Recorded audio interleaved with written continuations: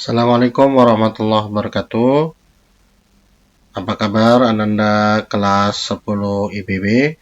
Hari ini kita akan kembali belajar mata pelajaran antropologi.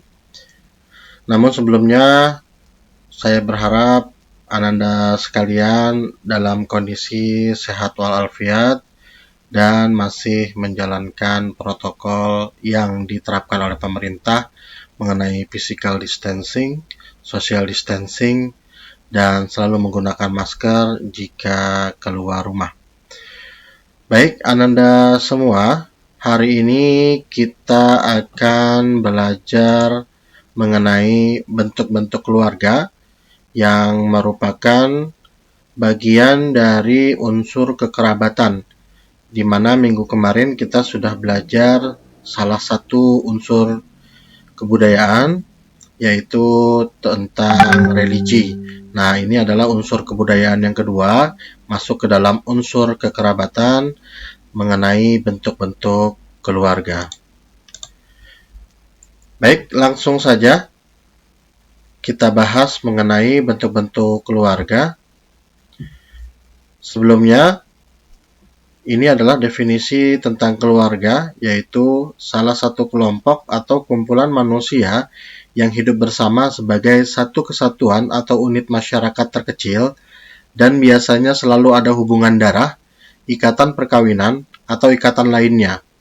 Tinggal bersama dalam satu rumah yang dipimpin oleh seorang kepala keluarga, dan makan dalam satu periuk. Inilah definisi dari sebuah keluarga. Selanjutnya, ini adalah bentuk-bentuk keluarga berdasarkan beberapa jenis. Yang pertama, dari garis keturunan. Yang kedua, dari jenis perkawinan. Yang ketiga, berdasarkan pemukiman. Yang keempat, berdasarkan jenis anggota keluarga. Dan yang kelima, berdasarkan kekuasaan. Nanti masing-masing bentuk keluarga ini akan dibagi lagi menjadi beberapa. Kita bahas yang pertama, yaitu berdasarkan garis keturunan. Ada 3 pembagian keluarga berdasarkan garis keturunan. Yang pertama adalah patrilineal, yaitu garis keluarga mengikuti keturunan ayah. Hal ini biasanya bisa kita jumpai pada suku-suku Indonesia, khususnya suku bangsa di Sumatera Utara, yaitu Batak. Lalu ada di Sulawesi Utara, suku Minahasa, dan berbagai suku bangsa di Maluku dan Papua. Biasanya suku-suku yang menganut paham patrilineal itu memiliki nama keluarga. Contohnya di Batak kita kenal dengan beberapa nama marga seperti Si Hombing, Si Ragi, Si Dabutar, Lubis, dan lain-lain ya. Yang kedua, yaitu berdasarkan garis keturunan matrilineal. Artinya adalah garis keturunan yang mengikuti ibu. Sama seperti patrilineal, biasanya suku-suku bangsa di Indonesia yang menganut paham matrilineal seperti suku Minangkabau di Sumatera Barat, mereka memiliki nama keluarga. Contohnya adalah Caniago, Koto, Piliang, Sikumbang, dan lain-lain ya. Sedangkan yang ketiga adalah bilineal. Nah, untuk bilineal ini yaitu garis keturunannya mengikuti kedua orang tua. Misalnya ada pada suku Jawa ataupun suku Betawi, juga mungkin suku Madura. Biasanya suku-suku di Pulau Jawa tidak memiliki nama keluarga karena memang keturunan mereka langsung diambil dari kedua orang tua. Selanjutnya, pembagian keluarga berdasarkan jenis perkawinan. Di sini ada 3 jenis, yaitu yang pertama monogami, yaitu keluarga di mana terdapat seorang suami dengan seorang istri. Nah, ini adalah bentuk keluarga yang memang mainstream berdasarkan kepercayaan agama. Kebanyakan seorang suami memang hanya memiliki seorang istri. Namun untuk beberapa paham ajaran agama seperti Islam, bentuk keluarga yang kedua yaitu poligami, biasanya juga dilaksanakan oleh beberapa orang, namun dengan syarat-syarat yang memang ketat ya. Poligami sendiri diartikan sebagai keluarga di mana terdapat seorang suami dengan lebih dari satu istri.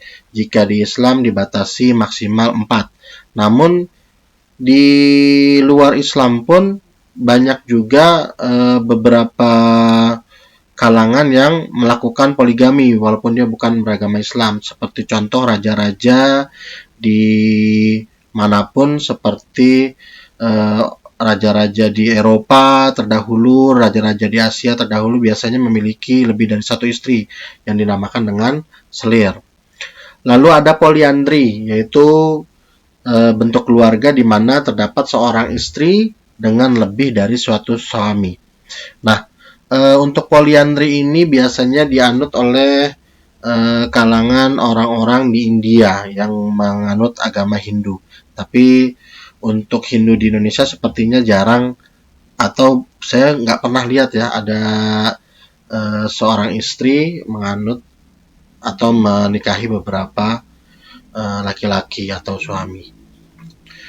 Baik, selanjutnya bentuk keluarga berdasarkan pemukiman dibagi menjadi 8 bentuk. Yang pertama adalah patrilokal atau virilokal, yaitu pasangan pengantin yang bertempat tinggal di sekitar pusat kediaman kerabat suami. Artinya setelah dia menikah, maka dia tinggal di dekat dengan saudara-saudaranya yang berasal dari suami. Yang kedua adalah matrilokal atau uksorilokal, yaitu pasangan pengantin yang bertempat tinggal di sekitar pusat kediaman kerabat istri. Setelah sepasang insan menikah, dia bertempat tinggal di kediaman saudara-saudara dari istri. Sedangkan bilokal, yaitu pasangan atau pengantin menetap secara bergantian, baik di tempat suami maupun di tempat istri. Jadi kadang dia tinggal di tempat laki-laki, saudara laki-laki, dan kadang dia tinggal di tempat saudara dari istri atau perempuan. Sedangkan yang keempat yaitu neolokal. Nah, ini biasanya banyak dianut oleh pasangan muda zaman sekarang ya, zaman-zaman now, zaman-zaman modern, yaitu pasangan pengantin yang bertempat tinggal di kediaman baru. Seperti itu.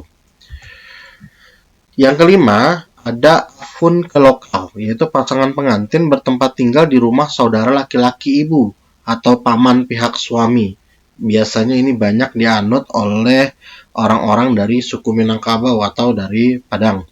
Sedangkan yang keenam, natalokal, yaitu pasangan pengantin tidak tinggal bersama, tetapi masing-masing menetap di daerah kelahirannya. Ini mungkin sejenis pacaran LDR ya, tapi ini udah menikahnya LDR. Nah, mungkin biasanya terjadi karena masing-masing memiliki pekerjaan yang tidak bisa ditinggal kalau zaman sekarang gitu ya. Tapi mungkin untuk adat-adat tertentu yang seperti ini juga ada. Yang ketujuh adalah ultralokal, yaitu pasangan pengantin bebas menentukan tempat tinggal setelah menikah. Dia mau tinggal dimanapun. Artinya ultralokal ini nanti bisa menjadi neolokal, bisa menjadi patrilokal, bisa jadi matrilokal. Asalkan kemauan untuk tinggal setelah menikah itu diputuskan oleh pengantin. Yang terakhir adalah kanon lokal, yaitu kebiasaan bertempat tinggal dalam bentuk kelompok, termasuk dengan orang tua kedua pihak. Artinya saat seorang menikah, suami istri, lalu dia tinggal bersama-sama dengan baik keluarga suami yang juga membawa keluarga ataupun keluarga istri yang juga membawa keluarga, atau bertempat tinggal bersama orang tua yang memang juga punya anak-anak di lingkungannya. Nah, ini adalah kanon lokal. Zaman sekarang juga banyak yang seperti ini. Baik, pembagian yang berikutnya adalah berdasarkan jenis anggota keluarga. Menurut Goldenberg, pada dasarnya ada berbagai macam bentuk keluarga. Dia membagi 9 bentuk keluarga. Yang pertama adalah bentuk keluarga inti atau nuclear family. Keluarga yang terdiri dari ayah, ibu, serta anak-anak kandung. atau kita sebut sebagai keluarga Batih ya. Yang kedua adalah keluarga besar atau extended family, yaitu keluarga yang di samping terdiri dari ayah, ibu, dan anak-anak, tapi juga ada saudara lain, baik menurut garis vertikal, yaitu dalam bentuk kakek nenek, ataupun cucu dan cicit, ya, atau yang membentuk horizontal seperti ada keluarga kakak, ada keluarga adik yang tinggal bersama, seperti itu.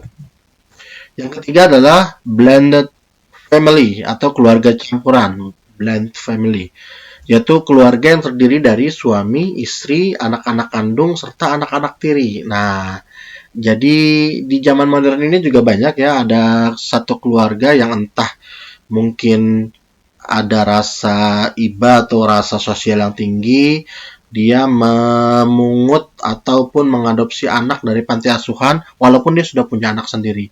Ya, ini disebut sebagai keluarga campuran. Bisa juga anaknya itu, anak tirinya berasal dari saudaranya. Mungkin saudaranya punya anak, bapak ibunya meninggal, akhirnya diasuh oleh paman atau bibinya. Nah, paman bibinya ini mengandung keluarga campuran. Selanjutnya ada keluarga menurut hukum umum, common law family, yaitu keluarga yang terdiri dari seorang pria dan seorang wanita yang tidak terikat dalam perkawinan yang sah, serta anak-anak mereka yang tinggal bersama. Mungkin kalau di Indonesia ini yang seperti ini hampir nggak ada ya, karena yang seperti ini biasanya ada di negara-negara Amerika, ada di negara-negara benua Eropa gitu ya, yang memang menganut paham kebebasan gitu ya. Jadi laki-laki, perempuan sudah sudah punya ikatan walaupun tidak dalam bentuk ikatan hukum, tapi mereka punya prinsip hidup bebas, lalu punya anak. Nah, mereka bertanggung jawab terhadap anaknya juga tinggal bersama-sama. Tapi di Indonesia saya pikir yang seperti ini hampir tidak ada.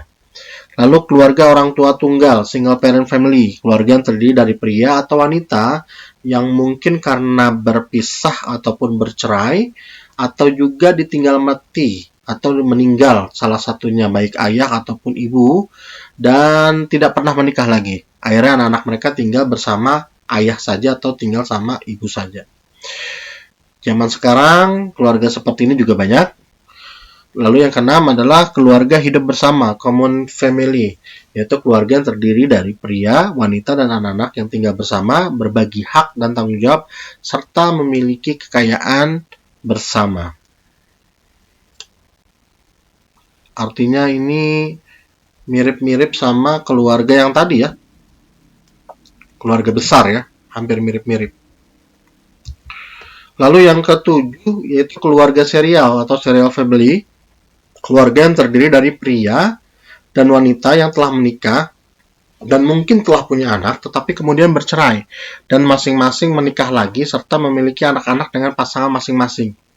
Tetapi semuanya menganggap sebagai satu keluarga. Jadi ini laki-laki lalu perempuan menikah, sudah punya anak, tiba-tiba di pertengahan pernikahan mereka bercerai, lalu masing-masing memiliki pasangan lagi dan memiliki anak lagi, tapi anak-anaknya yang terdahulu dan suami ataupun istrinya yang terdahulu dianggap masih satu keluarga. Ya, ini disebut keluarga serial. Lalu keluarga gabungan, komposit atau composite family, yaitu keluarga yang terdiri dari suami dengan beberapa istri dan anak-anaknya, atau polyandry, atau istri dengan beberapa suami dan anak-anaknya, atau poligami yang hidup bersama. Itu disebut keluarga gabungan. Di Indonesia ada ya yang seperti ini, seperti apa tuh ayam Solo itu ya. Jadi satu laki-laki, istrinya 3, lalu anak-anaknya tinggal bareng. Atau kita kenal Syekh Puji ya, yang pernah ada kasus tuh menikahi gadis di bawah umur. Nah, dia kan berpoligami juga. Oke. Selanjutnya nomor 9 yaitu yang terakhir keluarga tinggal bersama, cohabitation family, yaitu keluarga yang terdiri dari pria dan wanita yang hidup bersama tanpa ada ikatan pernikahan yang sah. Ini mirip dengan keluarga menurut hukum umum, namun perbedaannya adalah keluarga tinggal bersama ini belum memiliki anak, seperti itu.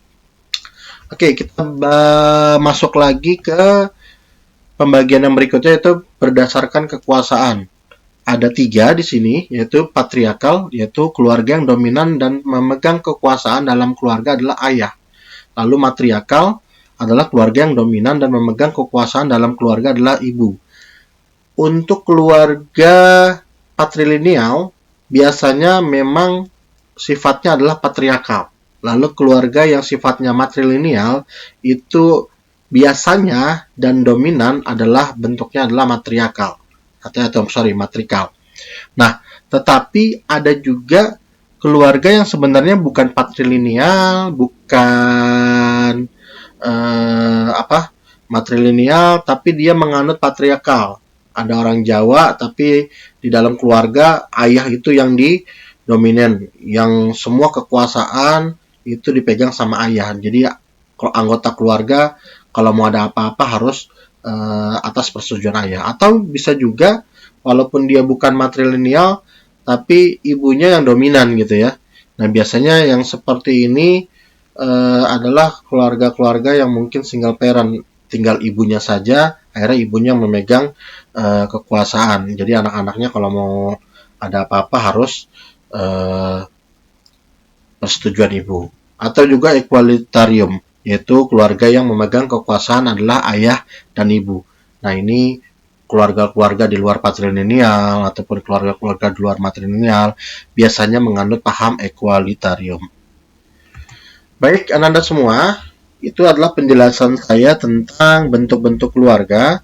Nah, sekarang Ananda perhatikan tugas berikut. Ada 2 tugas yang saya berikan. Yang pertama adalah tugas untuk dikerjakan sekarang. Silakan Ananda kerjakan. Tugasnya adalah silakan Ananda amati selama ini keluarga Ananda termasuk kategori mana dari masing-masing pembagian, baik dari garis keturunan, baik dari jenis perkawinan, baik dari pemukiman, ataupun jenis anggota keluarga dan kekuasaan. Dari masing-masing kira-kira keluarga Ananda masuk kemana. Lalu silahkan Ananda kerjakan juga tugas yang kedua yang harus dikerjakan sekarang, yaitu jika kalian boleh memilih, kalian bentuk keluarga yang mana dari kategori pemukiman. Jadi Ananda suatu saat kan nanti akan menikah. Nah, setelah menikah kira-kira Ananda mau memilih kategori pemukiman yang mana dan kenapa? Jelaskan. Ya. Lalu tugas yang dikumpulkan untuk minggu depan, setelah Ananda kerjakan tugas yang sekarang, Ananda silakan bercakap-cakap dengan orang tua Ananda, yaitu mengenai tugas yang sekarang dikerjakan, kira-kira ada nggak yang harus diperbaiki. Nah, mungkin orang tua Ananda lebih tahu ketimbang Ananda. Baik, mungkin itu saja penjelasan dari saya mengenai bentuk-bentuk keluarga.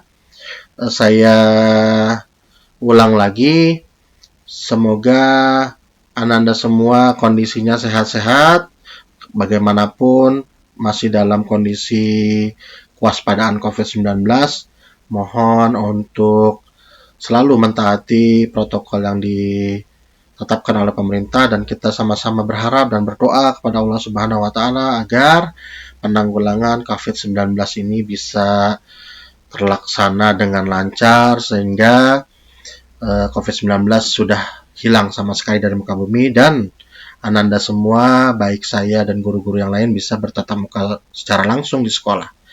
Sekian dari saya. Assalamualaikum warahmatullahi wabarakatuh.